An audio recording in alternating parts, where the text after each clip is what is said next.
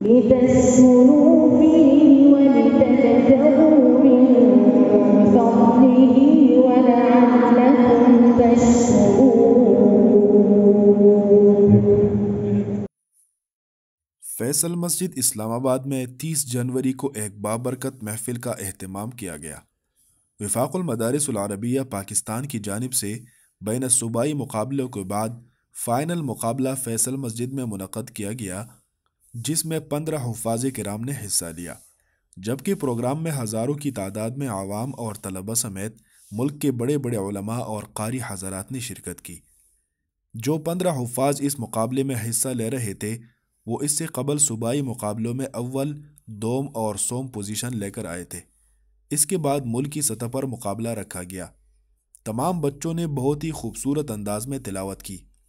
میرے پاس مناسب سہولیات نہ ہونے کی وجہ سے میں پورا پروگرام ریکارڈ نہیں کر پایا، ورنہ یہ ایک یادگار پروگرام تھا جس کو اس چینل سے نشر کرنے کا بھرپور ارادہ تھا، تاہم میری یہ خواہش مکمل نہ ہو سکی کیونکہ صرف موبائل سے اس سارے پروگرام کی فلم بندی کرنا ممکن نہیں تھا۔ تمام بچوں کو قرآن کریم میں سے پہلے سے مقرر کردہ صورتوں اور مقامات بتا دیے جاتے۔ یہ صورت اور آیات بالکل خفیہ اور صرف جج حضرات کو معلوم تھے اور رازداری کا مکمل اہتمام کیا گیا تھا۔ جج حضرات میں فیصل مسجد کے امام و خطیب قاری محمد اخلاق مدنی بھی شامل تھے، جبکہ اس پروگرام کے روح رواں اور اس کے لیے بہت زیادہ محنت جناب مولانا عبدالقدوس محمدی صاحب نے کیا تھا۔ ملکی سطح پر حفظ قرآن کے اس مقابلے میں اول پوزیشن دارالعلوم مدنیہ بٹخیلہ ضلع ملاکنڈ کے طالب علم محمد اذہان بن جان محمد نے حاصل کی۔ دوسری پوزیشن علوم القرآن مردان کے طالب علم محمد علی بن عبدالواجد نے حاصل کی، جبکہ تیسری پوزیشن جامعہ سراجیہ منظور کالونی کراچی کے طالب علم حارث احمد بن مسقال الدین نے حاصل کی۔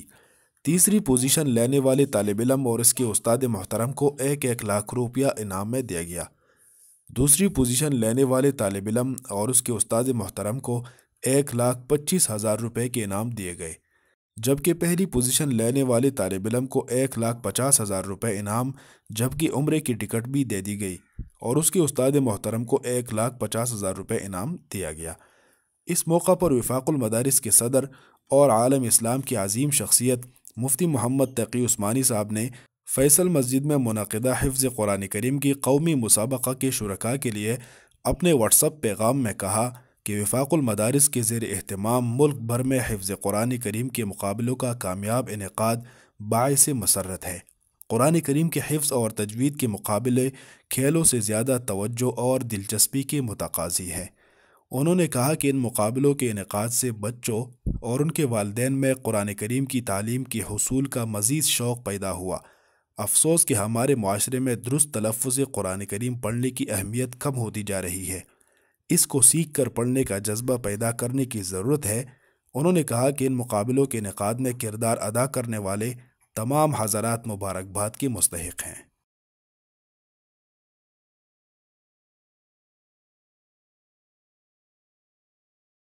لتسكنوا فيه ولتبتغوا من فضله ولعلكم تشكرون۔ أعوذ بالله من الشيطان الرجيم إن الأبرار لفي نعيم على الأرائك ينظرون له ويسعون في الأرض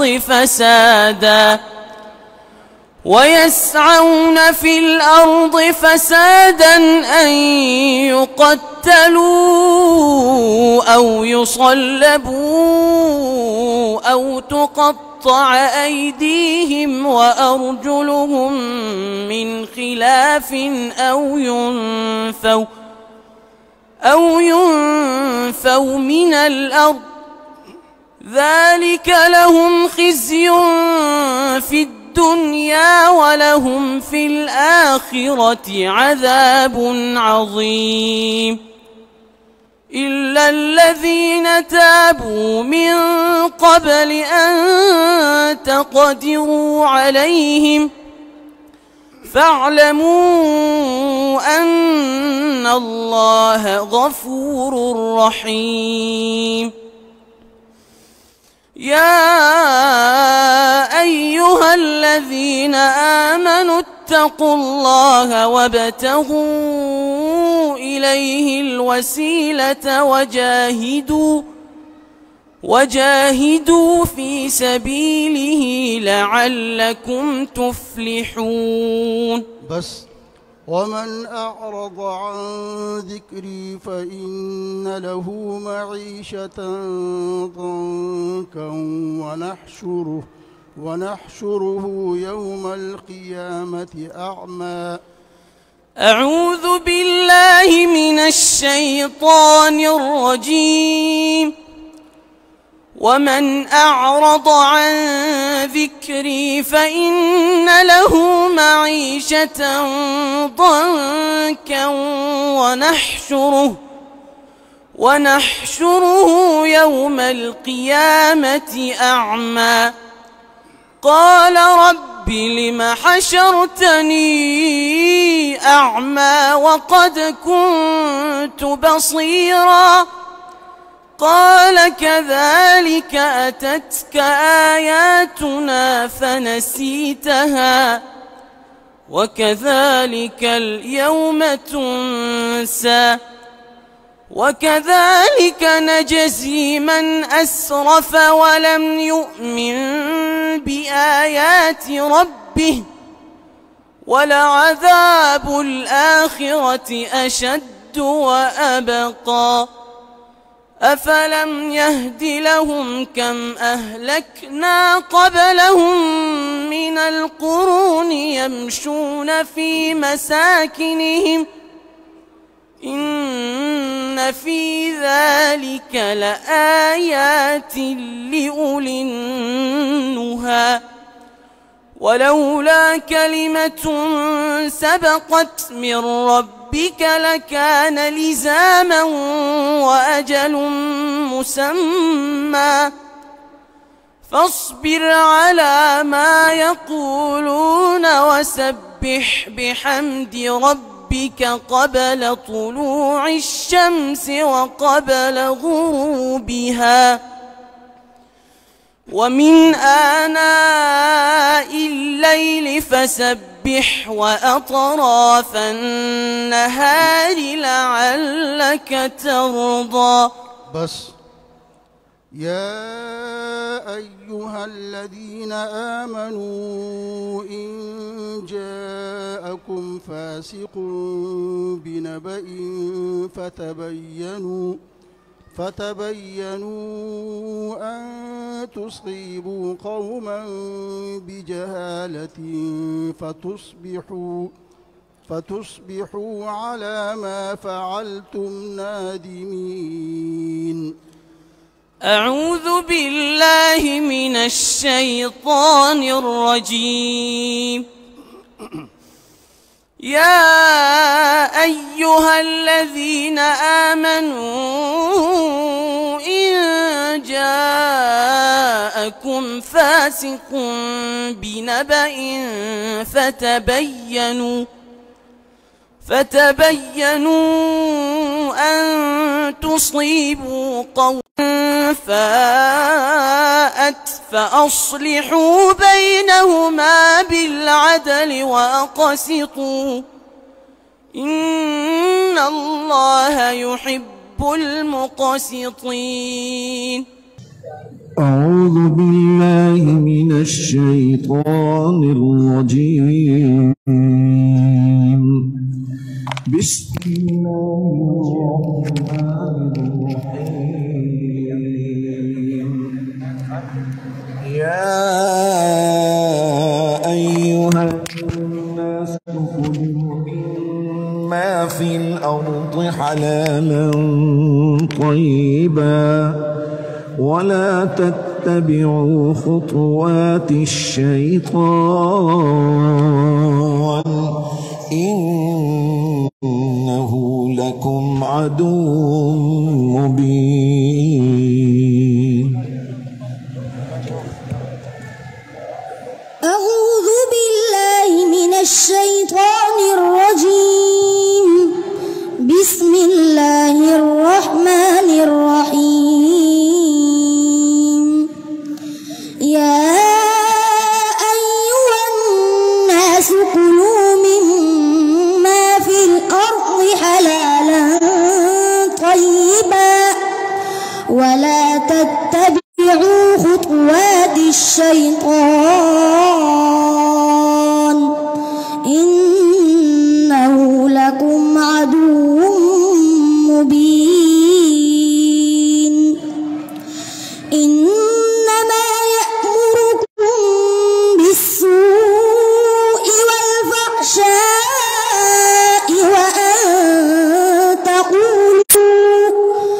وأن تقولوا على الله ما لا تعلمون. وإذا قيل لهم اتبعوا ما أنزل الله قالوا بل نتبع ما ألفينا عليه آباءنا أولو كان آباؤهم لا يعقلون شيئا ولا يهتدون. ومثل الذين كفروا كمثل الذي ينعق بما لا يسمع إلا دعاء. ومثل الذين كفروا كمثل الذي ينعق بما لا يسمع إلا دعاء ونداء صم بكم عمي فهم لا يعقلون. صم بكم عمي فهم لا يعقلون. يا أيها الذين آمنوا كلوا من طيبات ما رزقناكم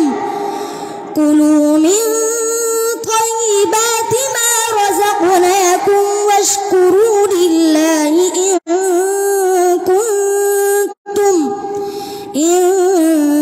كنتم إياه تعبدون. حسبك. أعوذ بالله من الشيطان الرجيم.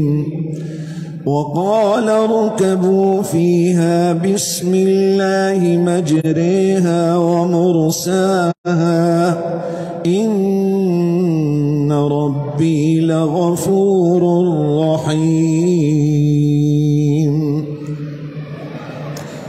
أعوذ بالله من الشيطان الرجيم.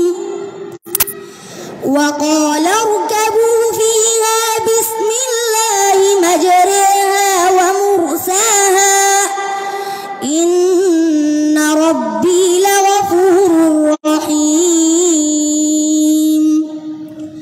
وهي تجري بهم في موج كالجبال ونادى نوح ابنه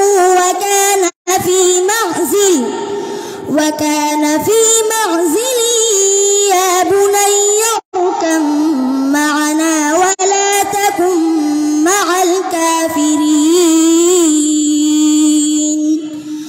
قال سآوي إلى جبل يعصمني من الماء قال لا عاصم اليوم من أمر الله إلا من رحم وحال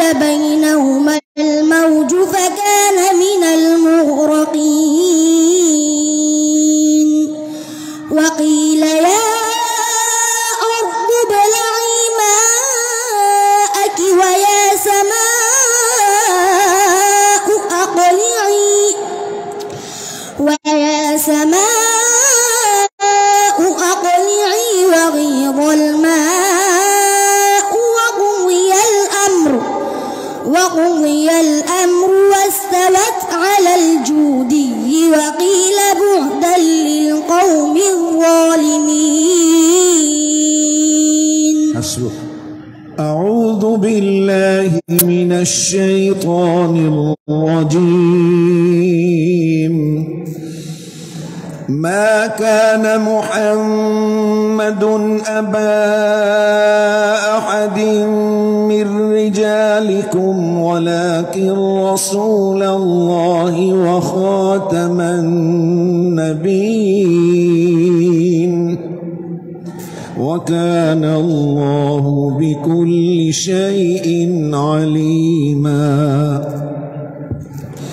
أعوذ بالله من الشيطان الرجيم. ما كان محمد أبا أحد من رجالكم ولكن رسول الله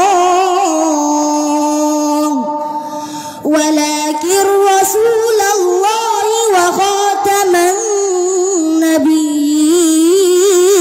النبيين وكان الله بكل شيء عليما. يا أيها الذين آمنوا اذكروا الله ذكرا كثيرا وسبحوه بكرة وأصيلا.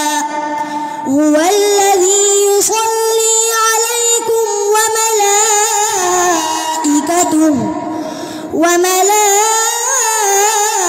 وملائكته ليخرجكم من الظلمات إلى النور وكان بالمؤمنين رحيما. تحيتهم يوم يلقونه سلام وأعد لهم أجرا كريما. يا أيها النبي إنا أرسلناك شاهدا ومبشرا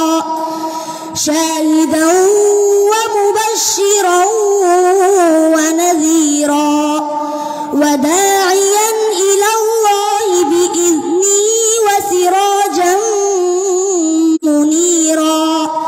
وبشر المؤمنين بأن لهم من الله فضلا كبيرا. ولا تطع الكافرين والمنافقين ودع أذاهم وتوكل على الله وكفى بالله وكيلا. صدق الله العظيم. صدق الله العظيم. ما شاء الله ما شاء الله माशाअल्लाह। इंतहाई खूबसूरत लबो लहजे में पढ़ रहे थे माशाअल्लाह ये तालिब इल्म, जिनका नाम जो है वो हारिस अहमद बिन मिस्कालुद्दीन। इनका ताल्लुक़ मदरसा सिराजिया ज़हीरिया मंजूर कॉलोनी कराची से था।